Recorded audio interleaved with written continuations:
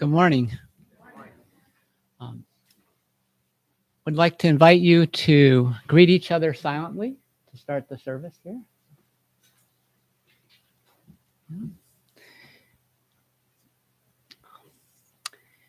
And if you would all please join me in standing, we'll be chanting the three refuges on page 7 in the chant book.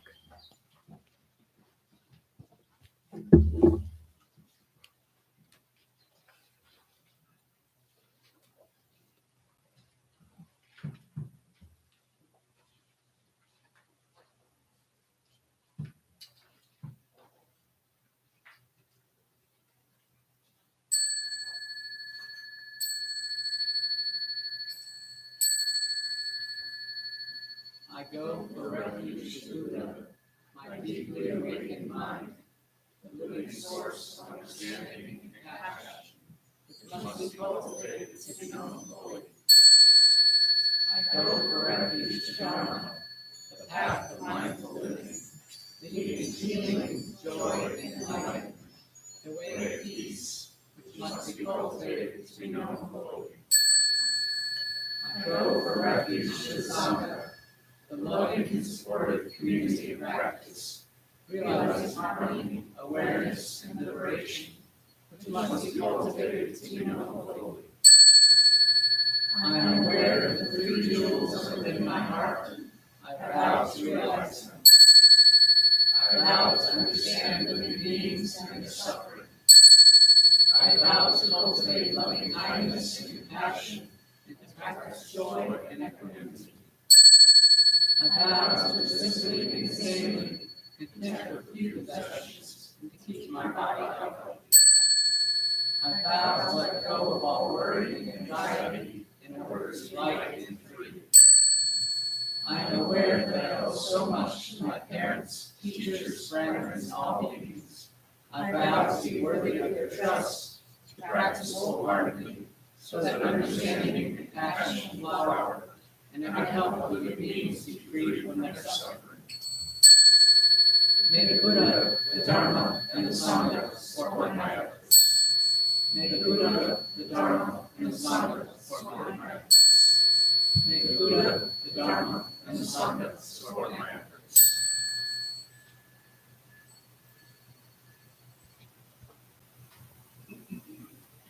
Then page 8, the Heart Sutra, will begin with the title.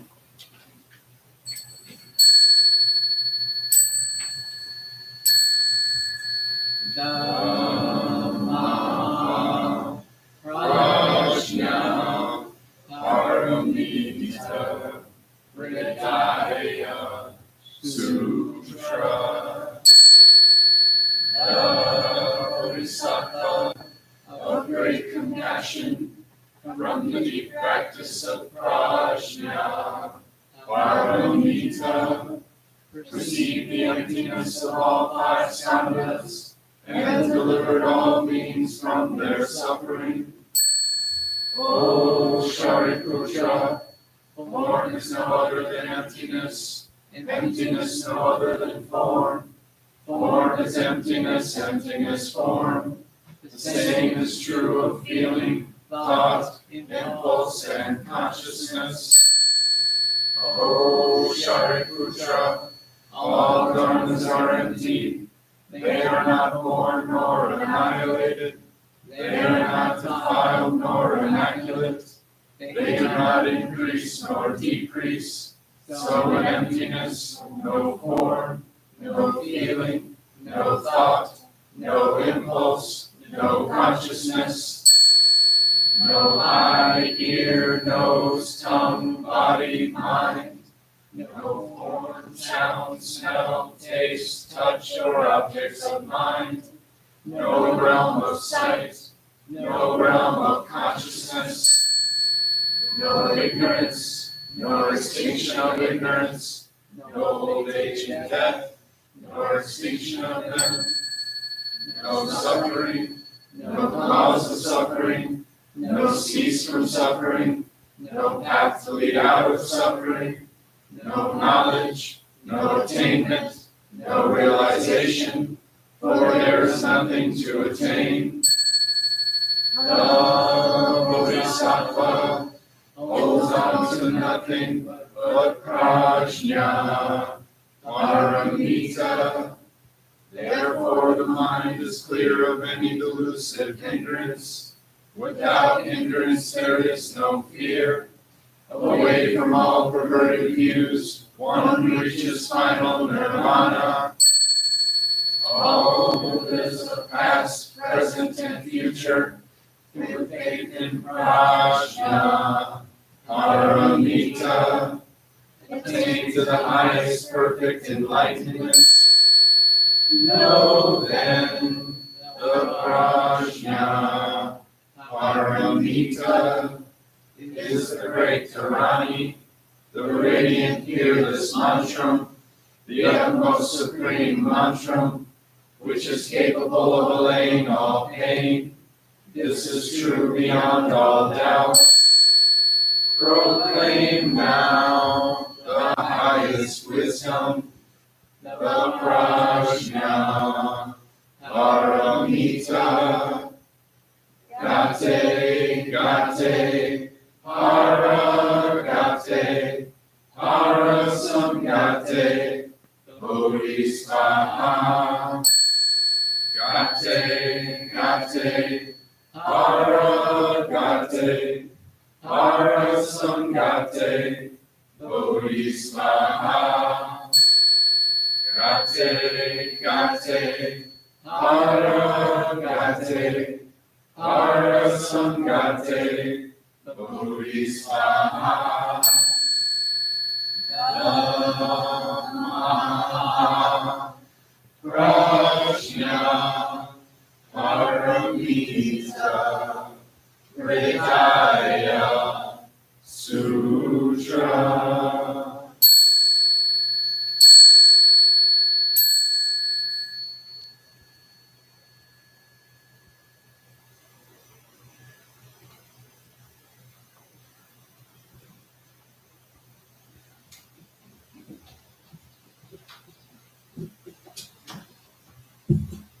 Please stay.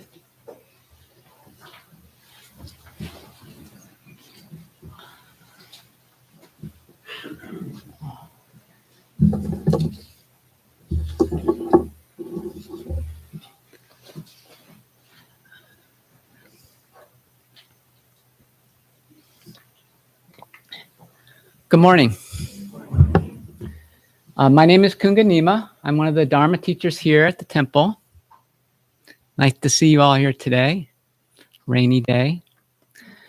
I wanted to let you know that we started doing something a little bit different in the morning. So it's been our tradition at 9:30 to do the bell chant, and Gaje Su would lead the bell chant, and the bell chant's in your chant book. And at our last Dharma Council meeting, we thought it would be nice to maybe introduce some other chants that didn't require Gaje Su to lead them.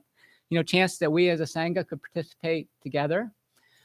So this morning we did the 5 mindfulness trainings by Thich Nhat Hanh. We also plan to do the Shin Shin Ming and also the short form of Lojong.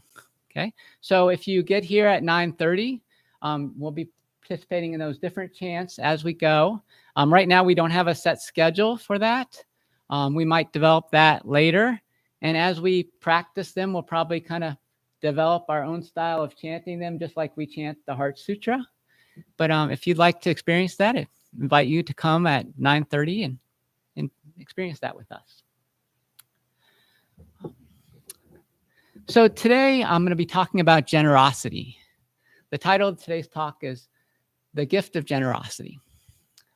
We've been talking about generosity all month. We've been thanking the different volunteers and teachers and support staff that help us keep the temple going. And I have a list of more people to thank today at the end of the service. I want to start with a quote from the Buddha. The Buddha said that generosity brings happiness in every stage of its expression. We feel joy contemplating the intent to be generous. We feel joy in the process of actually giving something to someone else. And we experience joy remembering that we have been generous. Okay? So generosity really can be considered, am I talking loud enough for everyone? All right. Generosity can really consider one of the foundations of our practice, okay? Because it's directly connected to the second noble truth, the truth of suffering, okay? Suffering is caused by our desire to have things be different than the way they are. This desire causes us to cling to or attach to what makes us happy and try and push away or avoid what we think is going to make us unhappy. Okay? So if we think of generosity as giving to others or letting go, we can see generosity as like an antidote to the second noble truth of trying to hold on to our happiness. Because through generosity, we're practicing letting go and making someone else feel happiness or providing them the opportunity to feel happiness. So we can see this in our daily practice. If we think about our mindfulness practice, just in our regular everyday life, trying to be present in the moment, what we're doing is we're letting go of our memory of what this moment was like in the past or a similar moment, and we're also letting go of our projection of what we expect is supposed to happen right now. So we're letting go of the past, letting go of the future, just trying to be present in the moment. In our sitting practice, when we're sitting down and we're maybe focusing on our breath, it's the same process. We're trying to maintain that connection with the present moment with our breath. And if something comes up, a thought comes up to distract us, the instructions are to just let it go. Okay? So those two practices just that give us that experience of generosity in our everyday life. In the book, The Way of the Bodhisattva by Pema Chodron, she identifies 3 types of generosity which are important in Buddhist practice. Okay? The first one is a generosity of material things, which we're all very familiar with. I think that's the one that comes to mind immediately. The second is generosity by providing psychological support to someone experiencing fear. And the third one is providing support or wisdom to someone who is experiencing delusion or ignorance. So the first one reminded me of an article I read by Sharon Salzberg. I think it was online, The Lion's Roar, one of the online Buddhist magazines. Sharon Salzberg is a Vipassana teacher, insight meditation. And in her article, she highlighted how you can experience the 4 immeasurables: loving kindness, compassion, sympathetic joy, and non-attachment or equanimity through the process of generosity, through the process of giving to someone else. So it's similar to that quote from the Buddha I said in the beginning.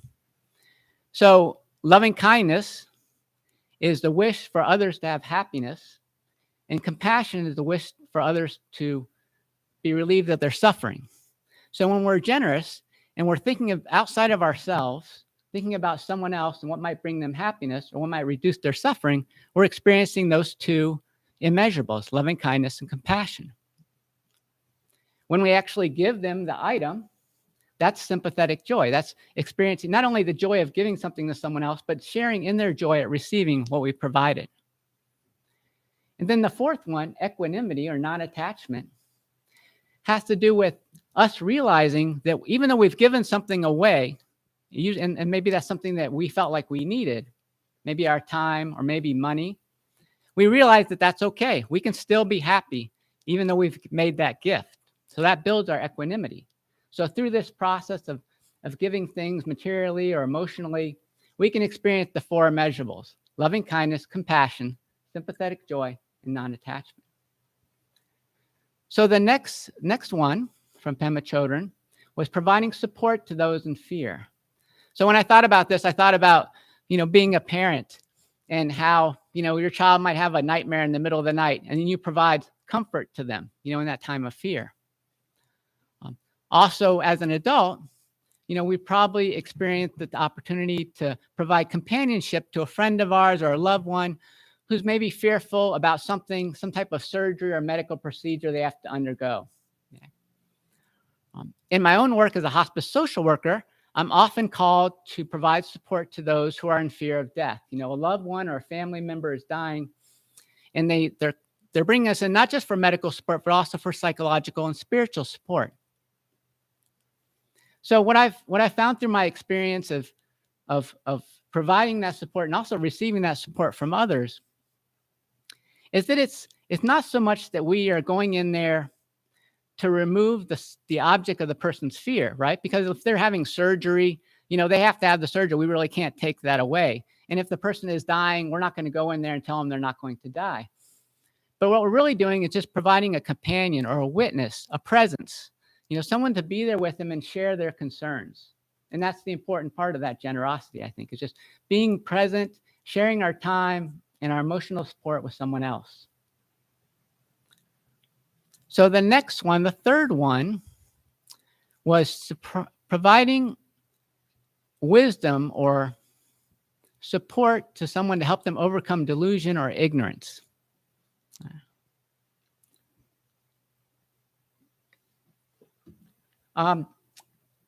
So this can be thought of as providing the Dharma, providing the teaching to others.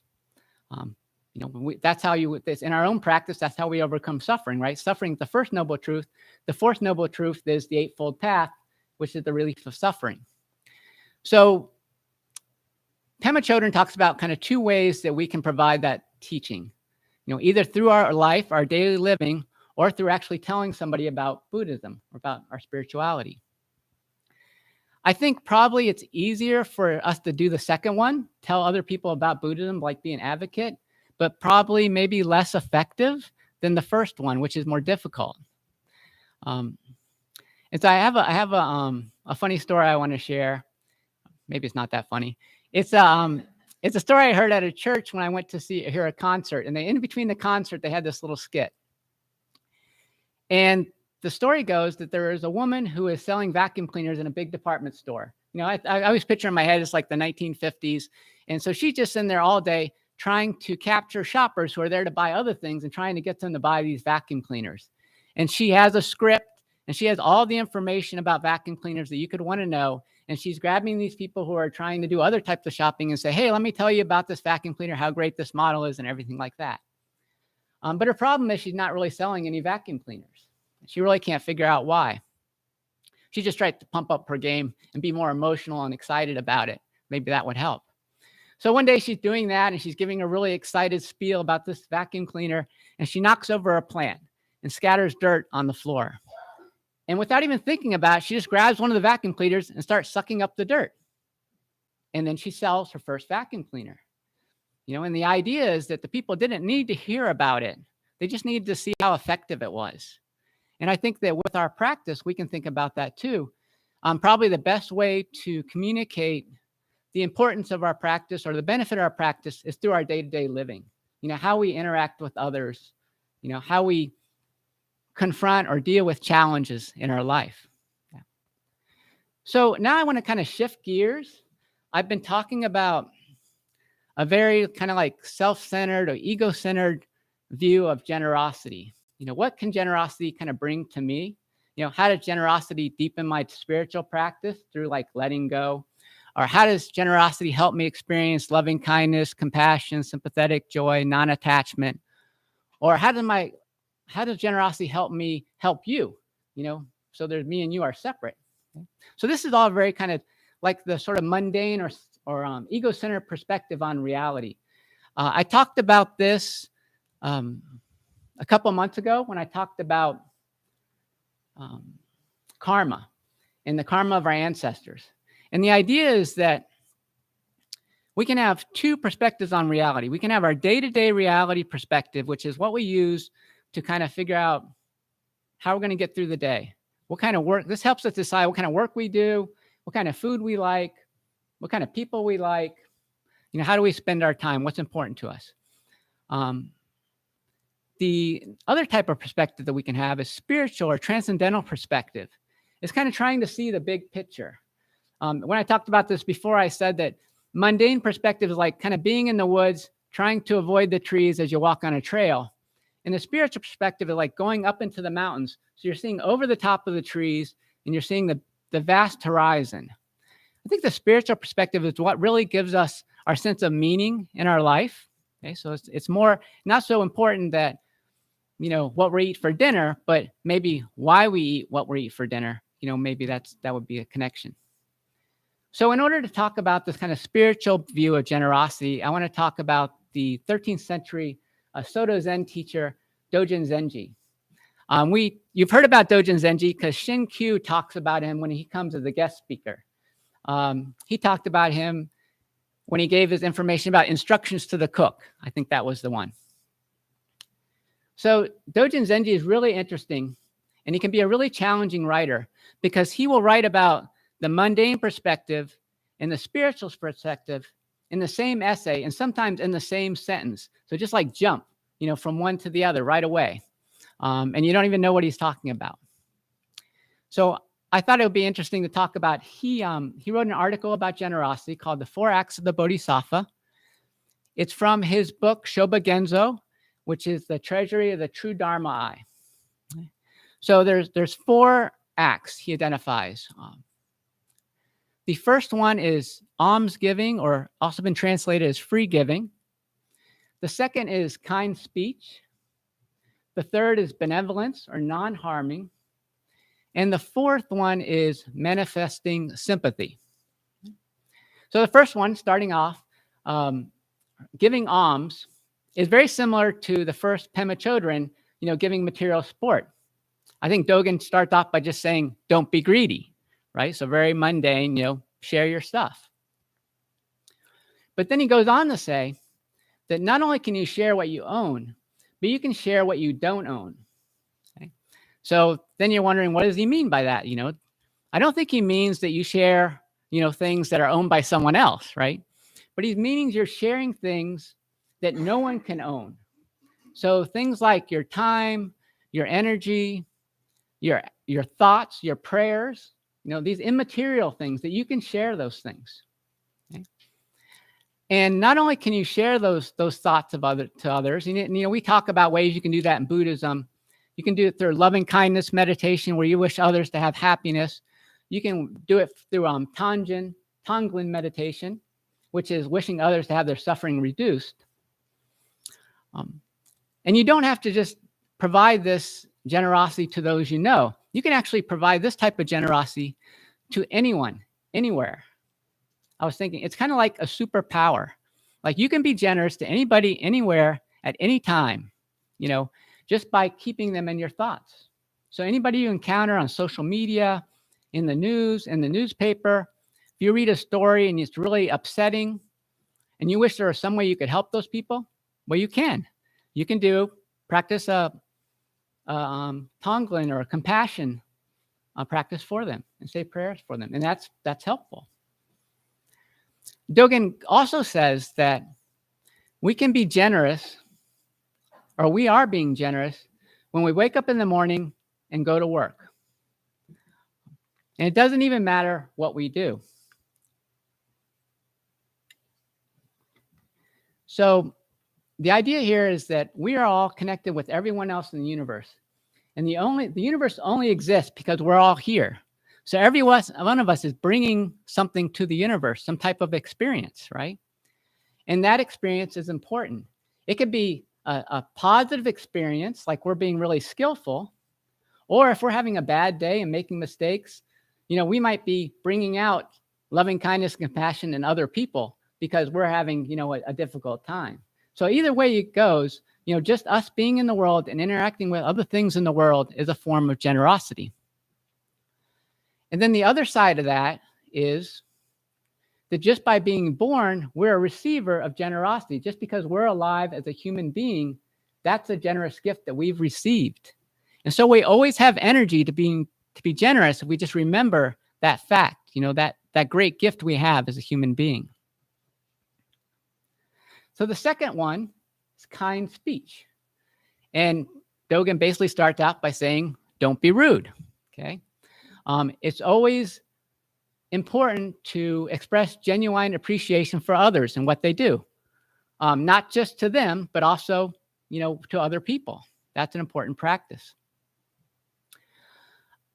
Then he goes on to talk about teachers speaking politely to students and students speaking politely to teachers.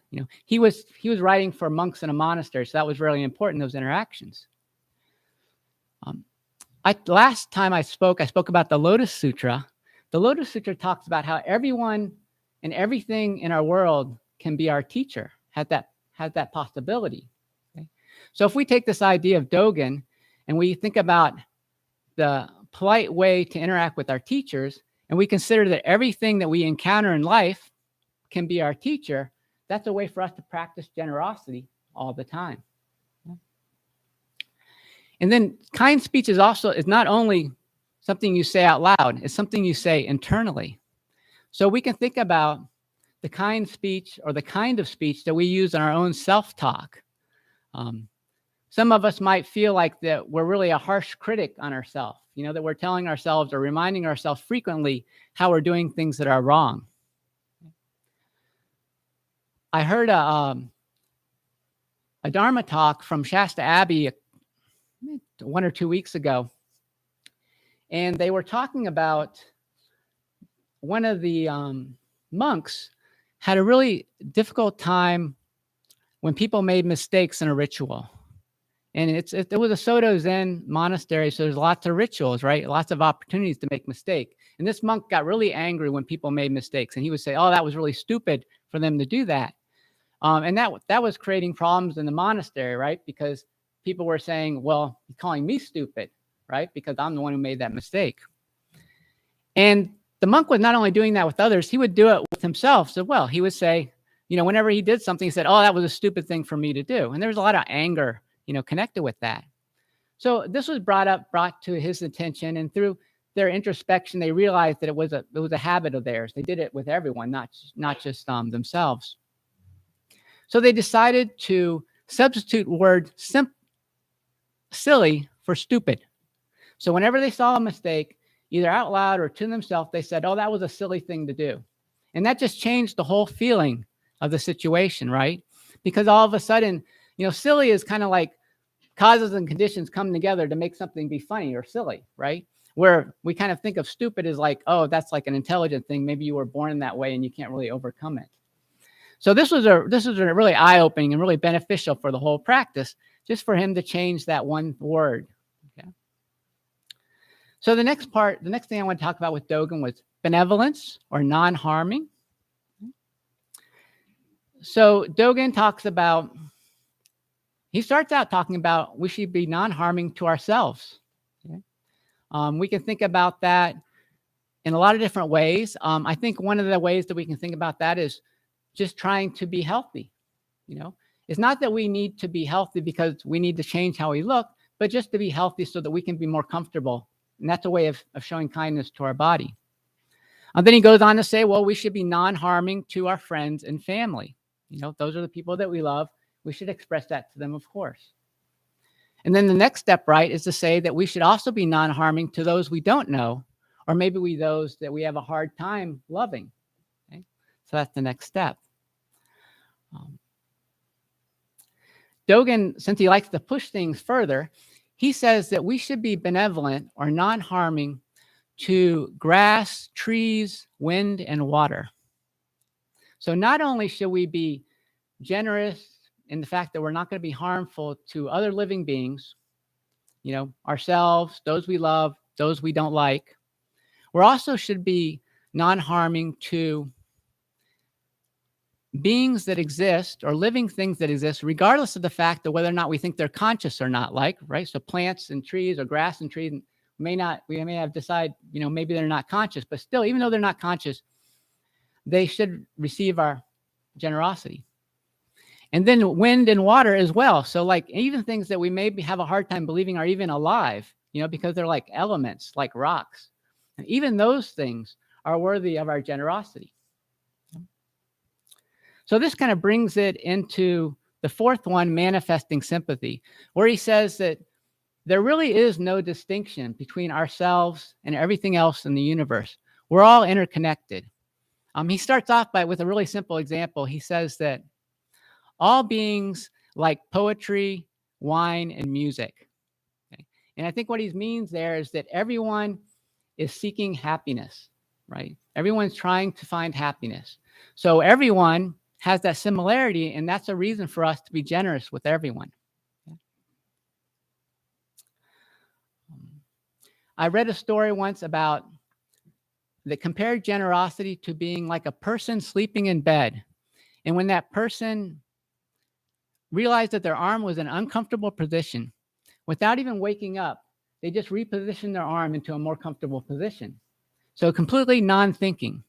So when we're being generous, to be able to get to the point where you just help people, are generous with people without even thinking about it, it's just like a natural inclination.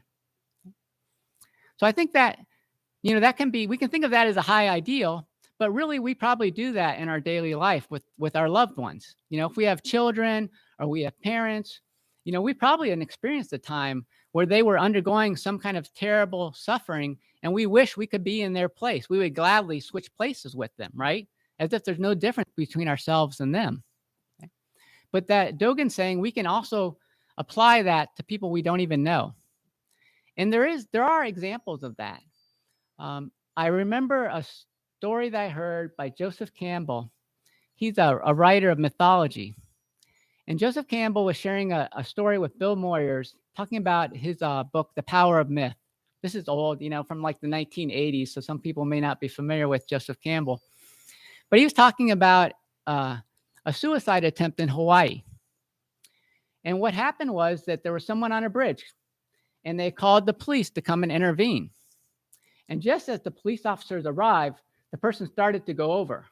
So one of the police officers grabbed him, but the police officer started to get pulled over as well. And his partner grabbed him and saved them both.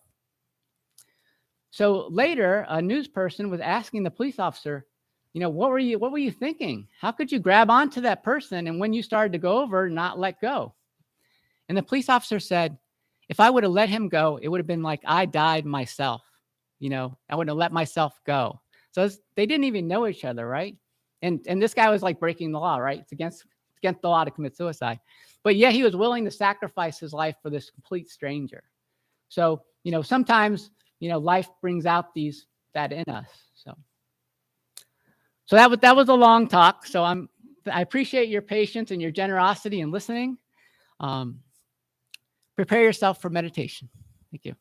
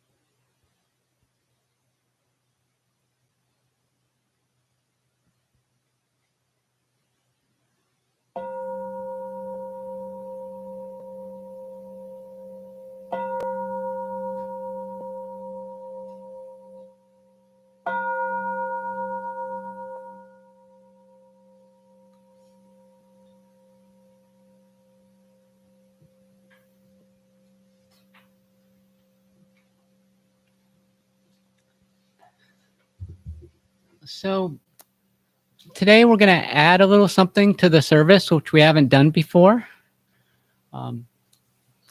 We discussed this with the Dharma Council in the board meeting, and I'll need someone to do the mic. So Posey, I've been at other religious services, not necessarily Buddhist, where they had something called joy and concerns.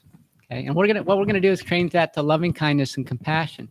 And we want to do is give people in the Sangha an opportunity to share in a 1 or 2 words something in their life right now that's either a challenge to them or something that's positive that's happened to them. And that way it'll kind of give us the chance to connect with each other a little bit more. And the idea is that you would just raise your hand to say you would like to share a joy or a concern or loving kindness or compassion moment. Share your concern or your joy in 1 or 2 words, and then just do a bow, and then we'll know you're done. And then we'll go around to do that with as many people who'd like to do it. And then when we're all finished, we'll do a minute of silence just to kind of honor those loving kindness and compassion. Okay. So. And please raise your hands. We need the mic so that people who are joining us on Zoom and YouTube can hear us, and speak up so that those in the room can hear us. Yeah, the mic is only for online. So when you're speaking in the mic, you still got to speak loud. I would like to share a joy. My brothers are visiting me today, and it is very chaotic.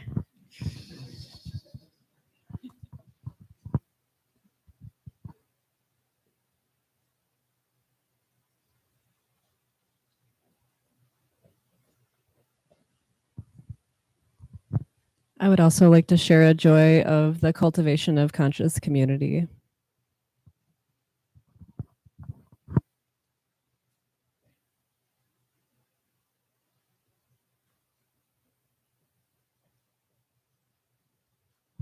About 14 years ago, my brother was diagnosed with kidney disease and just got on the transplant list about 2 years ago. And I had the blessing of going through the process, and 2 months ago gave him a kidney.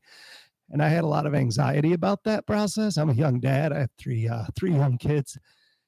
And you talked about generosity today, and it just brought me more joy and gratitude to be able to give to him and give him life. And it was just, I'm in tears, but their joy, just a feeling of joy. It was incredible.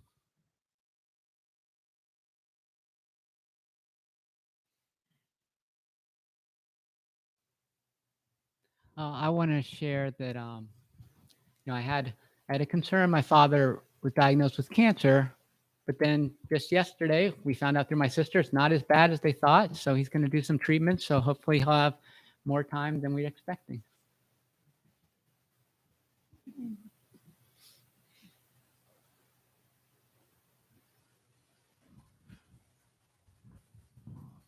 I just remembered kind of this morning that tomorrow I will have been sober for a full year.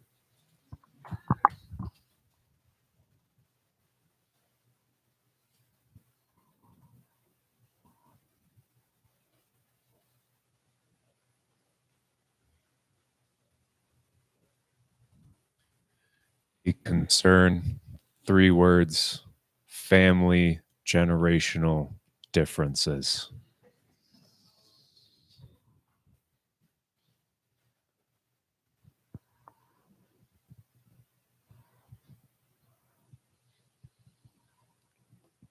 All right. Well, I'll do the bell, and we'll observe a minute of silence.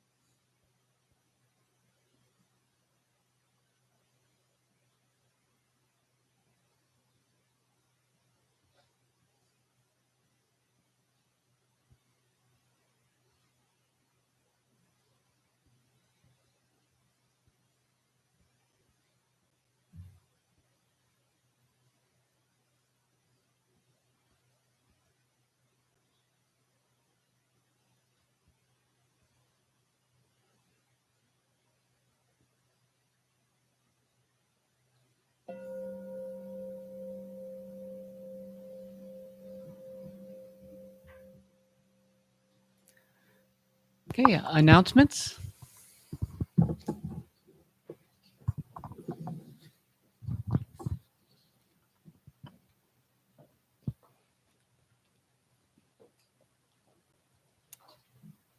So, continuing on the topic of generosity, my name is Anna, and I'd like to talk about dana, or giving. Our temple operates solely on volunteer efforts and donations and exists only because of your generosity. In Buddhism, this is the practice of cultivating generosity, or dana. No one at the temple receives compensation of any kind. There are multiple ways to contribute. If you're interested in a monetary donation, you may visit zengr.org/donate. For those on YouTube, select the link under the Show More option under the video. We have dana boxes at each entrance of the temple if you'd like to give cash or check. There's a QR code on each dana box as well that links directly to PayPal. And you can sign up with Amazon Smile, and a small portion of your purchase will go to the temple at no extra cost to you. Thank you for your support. In the spirit of dana, I want to do a thank you to some of the volunteers that help out here at the temple. I want to thank the fellowship team. So this is the team that sets up for receptions and potlucks when we have special events here at the temple. Ellen and Peter, Dan and Anna, Jacob, Anthony, Ari, and Josh. Thank you. Also, any of the preceptors here that have been working to help with keeping the temple clean when they come in for their meetings and supporting the temple in that way. Thank you so much for providing us that support. For our incense lighters, thank you very much. Nikki and Jeremy, Anna and Josh and Will, thank you all for doing that for us. For anyone who helps out at the end of the service, gathering chant books and making sure the cushions are straight, we really appreciate that help. I also want to thank the guest speakers that we have. You'll notice sometimes we'll have like a Zoom person speak. Shuji has provided talks to us, and she moved from here to Iowa. So thank you, Shuji. Shin Q also comes here from Holland when he provides his talks. We had a talk from David Reese. I'm not sure, David, if your talk was during this year or not, but I'm going to thank you for giving that talk. And we also had a talk from Nathan, and I'm gonna not get Nathan's last name right. Jitchin, I think, and I'm not sure if that was within the last year or not either, but he actually lives in Japan, and he gave us a talk all the way from Japan, I believe, during the COVID. That may have been last year. But just to thank all those people who provide guest teachings to us. Also, thanks to Gail for helping us with when we have groups coming to the temple. And Igisu and Gajisu both have been working on our Facebook page and Twitter and providing that electronic presence for us as well. So thank you to all those people. As far as ongoing events and activities, just go to our website.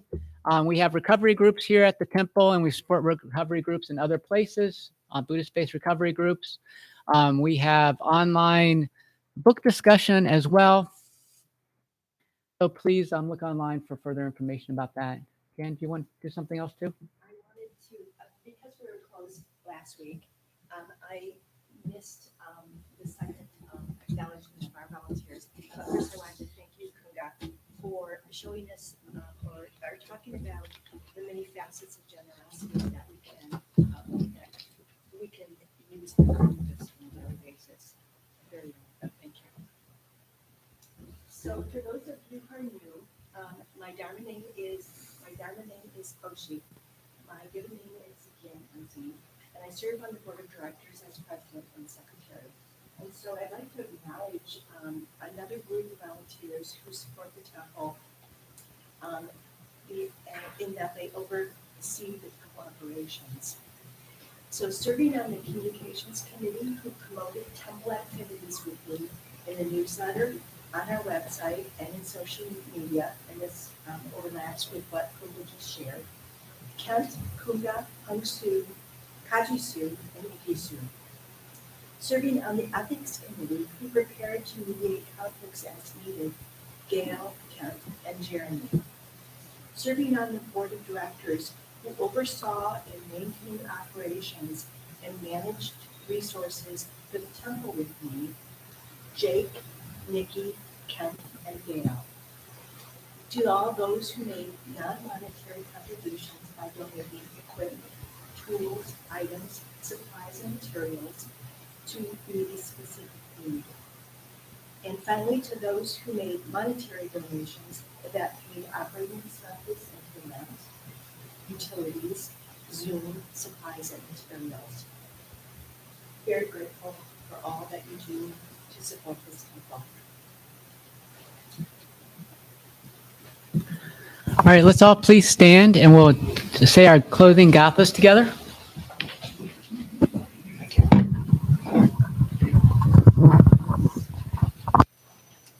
That'll be on page 9 in the Kindle.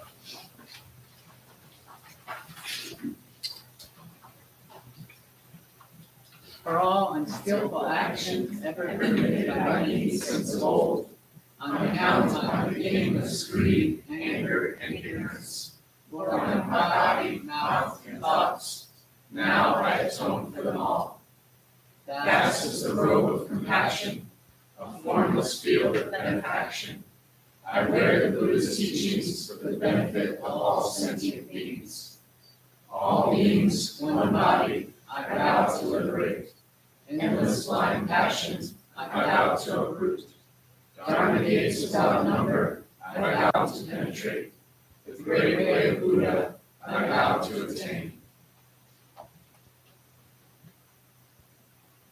And I invite the right side here to take the left side.